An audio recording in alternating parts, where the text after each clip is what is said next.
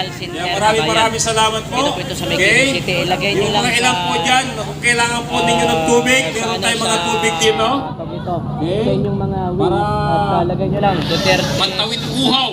Oy, big Habang time. tayo po ay narito sa Salamat ating po pagpupulong. Big time at ikaw po ay nandito. Okay. Salamat Big Time. Meron po ka ba Okay, na thank gusto you. po maghayag ng kanyang kasalooban? Si Big Time Kabayan. Mamaya Welcome daw, po kayo. Si Big Time ay Huwag po kayo mahihiya. Yan, di ba Big Time? Okay? Salamat Tayo Big na. Time. And Okay. Pinoy, Sa lahat po ng mga bumabiyahe, hinay-hinay po at kayo po mag-iingat.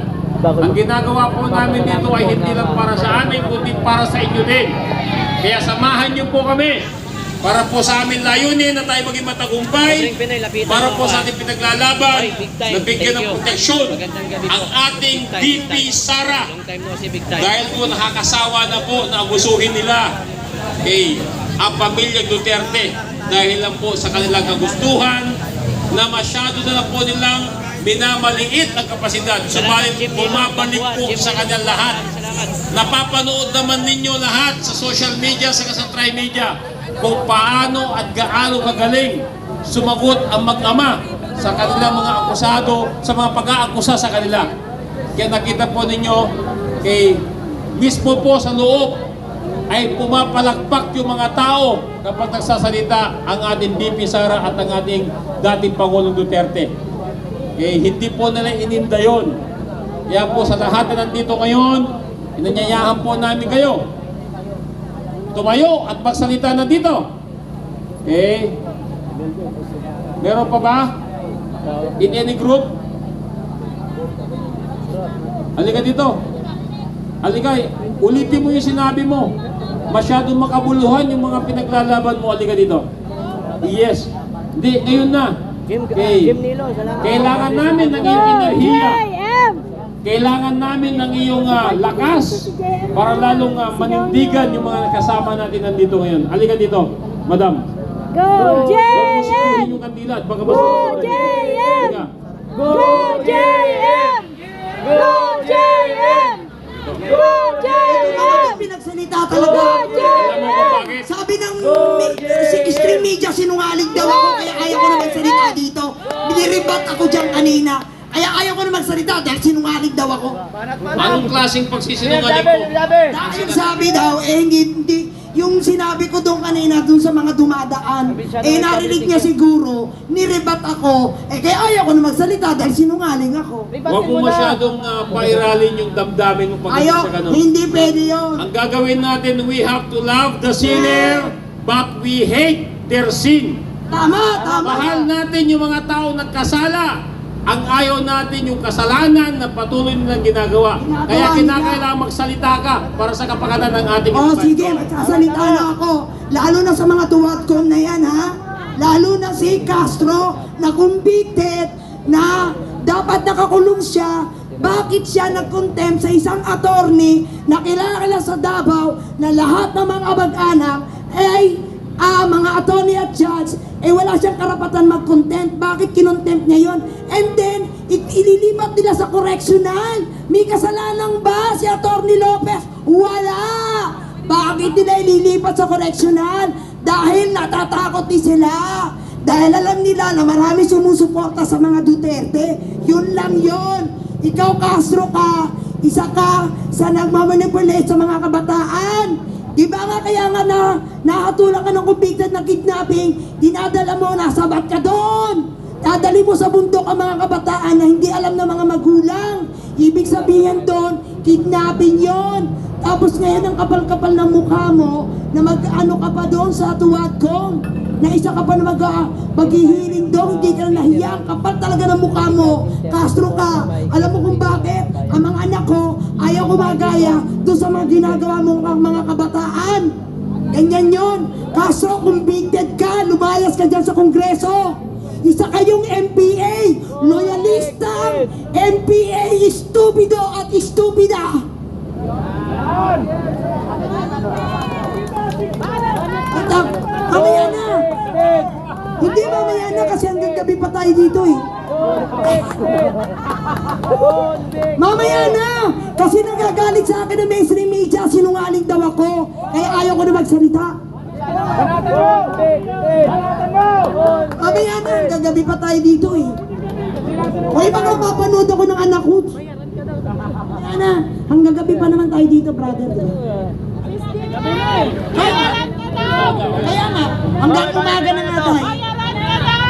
Ay! Hoy! Anong bayaran? Wala nga binabayad sa akin. Eh di ko bayaran ako. Di ang ganda ko na sana ngayon. Nagpa-peslip ako ng mukha ko. Yung kilay ko maganda na. Wala! Walang bayad. Kaya kayo mga loyalistang MPA stupido, wala kayo may re-rebat sa akin. Yan ang tandaan nyo. Hindi nyo ako kaya kasi ako may prinsipyo. Kaya ko sabihin lahat yan. Anong bayaran? Eh di sana maganda na mukha ko. Correct! Diba? Wala nga eh. Suot ko, tingnan nyo oh. Wala yan. Wala kayo may re-rebat kasi yan lang yung alam nyo. Ay, hindi! Kuya! Wala pa! Di ba ako magpapariban? Sa December pa! Diba? O, tawanan kayo, diba? Hindi, ibig sabihin ko, yung mga nagko-comment dyan sa mga vlogger na yan, yung mga yan ay pakawala ni Satanas. Alam nyo kung bakit? Yan ay hindi trolls yan. Original na loyalistang MPA na stupido at stupida. Yan ang tawag ko sa kanila paulit-ulit. Diba? Mamaya na. Kasi hanggang umaga pa naman tayo, diba? Meron doon nag-sponsor, nagpa-facial ka sabi. Ay! Convicted! Ayan tuloy, ayaw mo na magsalita. Nagpa-facial ako, kuya. Oy! For life daw? Oy, wala yung kuya. Chismis yun. Oy, talaga, totoo. Ay, chismis yun. Oh. Yan ang nga ba sinasabi ko, naniniwala kayo sa chismis eh. Veterans Medical Ay, parawin Center ako. sa Quezon Ay, City. naku, ayan talaga mga walang kwenta talaga mga yan. Ano? Kasi alam mo kung bakit? Sinasabihan na akong problem. Ay, ang tanong ko, saan yun? O sige na, saan daw yung Maraming beauty salamat. product na sponsor ako for life? Yun lang. Anong beauty product? Tinatanong ko nga, walang mabanggit. So, ibig sabihin, sinungaling sila, ikaw nagsasabi ng totoo. Pagkatapos sabi nila ganun sa akin, meron daw sponsor na po pwede ka, kasi ang ginawa, ibibigay sa'yo yung pera, gagastusin mo para magpapangit kasi maganda daw yung kalooban mo at maganda yung mukha mo eh. Ay, ibig sabihin, bibigyan ako ng pera para magpapangit. Eh, kukuhanin ko, pero hindi ko gagawin yon. Ako pa, hindi ko gagawin yon. Talagang kalooban ko ganito na. Kukuhanin ko pera at ibubulsa ko yun. Dahil, at bigay, bukal pa sa loob yun, wag lang nakaw. Yun ang problema. Hindi ko rin sure. Kasi alam mo naman, ngayon pa naniniwala ka marami magnanakaw dun sa buhaya, crocodile farm? Oo naman, nandun sa nga, Paano mo masasabi? nandun na nga sa kongreso eh. Sila na nga mismo nagpapahalata at nagsasabi na sila isi magnanakaw. Diba?